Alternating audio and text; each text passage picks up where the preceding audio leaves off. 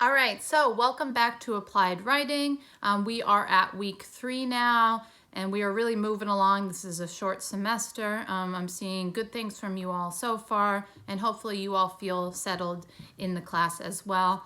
But as I've said before, you can always email me if you have any questions. So this week's lesson is going to be about the technical aspects of writing and why that's important. Essentially, there's kind of two sides to writing and communication, and that's going to be those technical skills that you need in order to get the sentence on the page, and then also this holistic understanding of what it is you're actually saying, talking about, and what message you actually want to get across to your audience, right?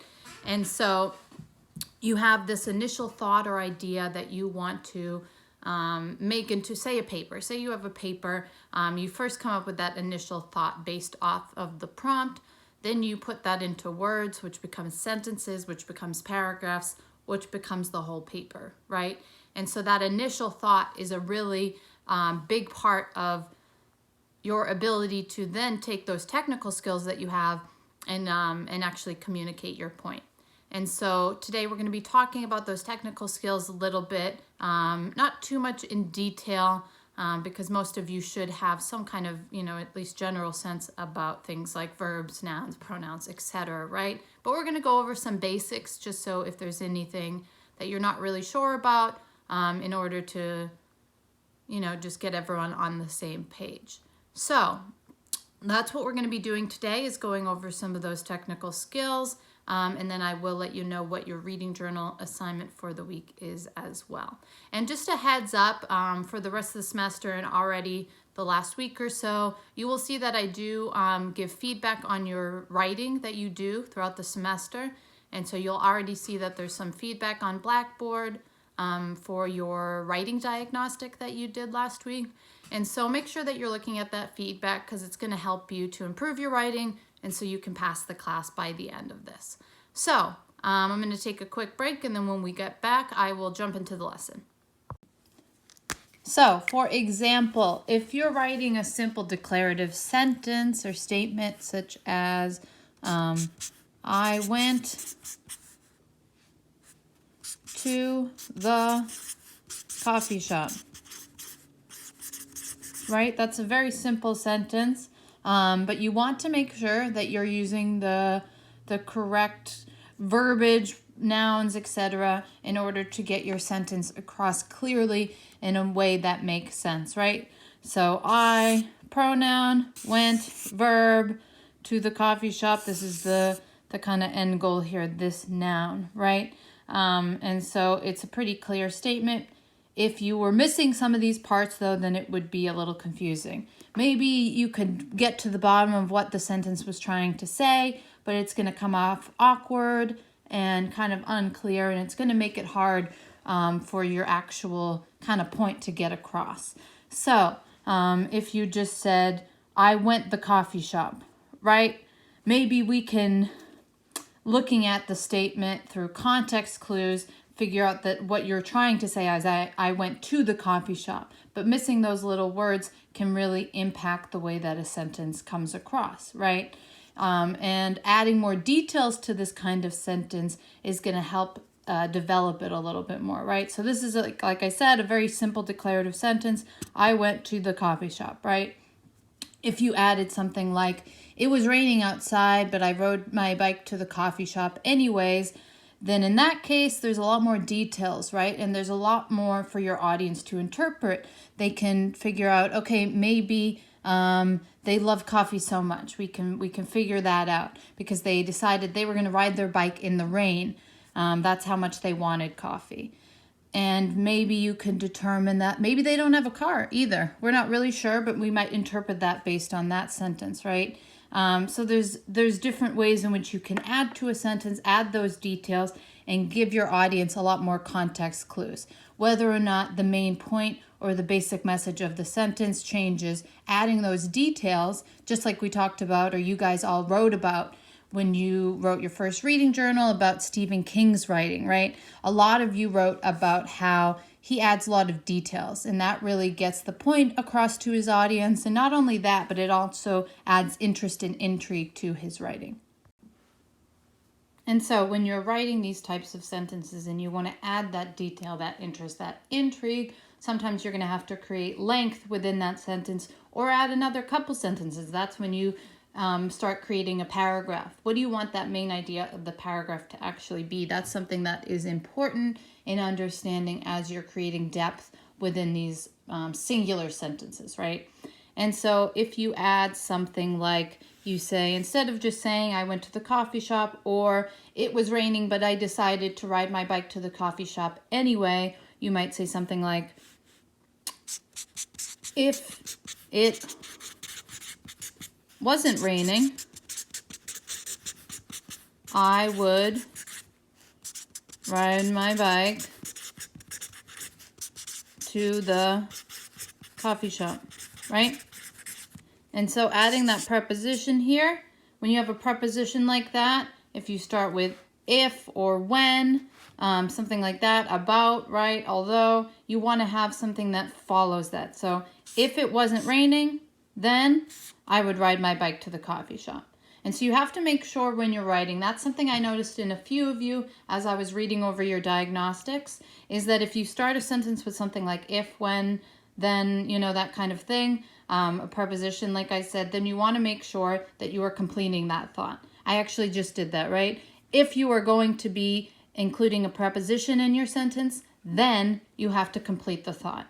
And so if you don't, and it ends up just kind of sounding a little awkward, it sounds a little jumbled, and there's kind of a disconnect with your sentences, with the words within that singular sentence, and then because of that, within the paragraph and within the paper as a whole.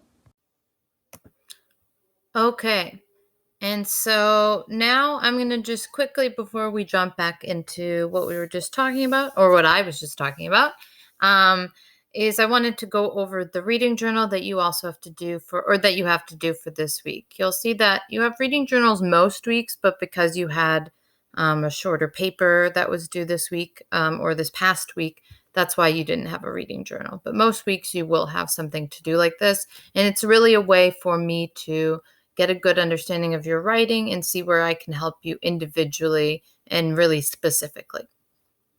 So for this second reading journal, I would like for you to watch the music video linked here, and this will be on Blackboard, and the music video is Beyonce Single Ladies, and respond to the following in 200 to 300 words.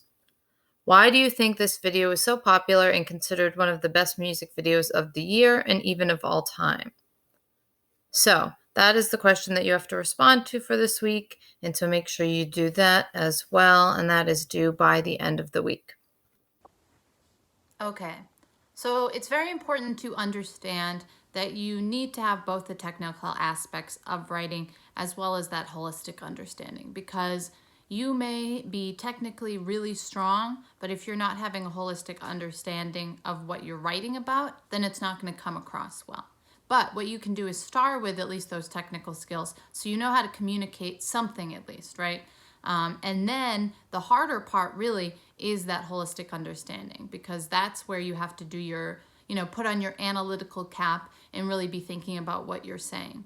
Where the technical aspects, it's really just straightforward. This is how you write a sentence. This is how you communicate your point. This is how you use a comma, etc., right? We're not going to go over all of those little things because, again, like I said before, you should have already learned this in high school and everything, but you want to make sure that you're avoiding certain things that can cause confusion or a lack of clarity within your writing.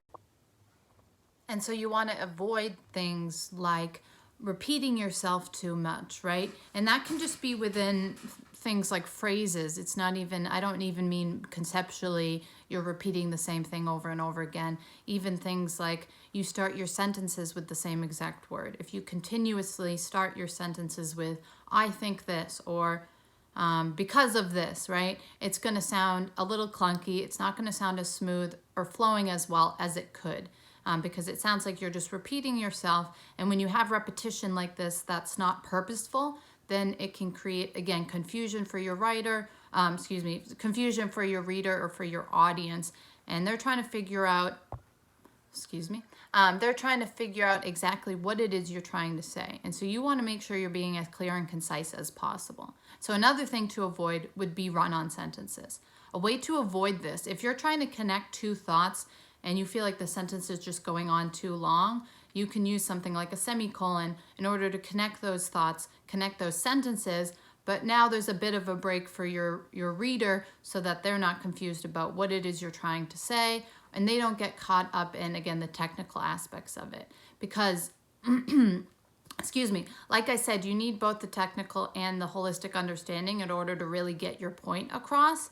But if those technical skills are so poor that your audience is distracted by it, then that's going to become an issue. So you really want to make sure, you want to look down at your paper, say you're writing a paper, before you submit it and say, is this clear?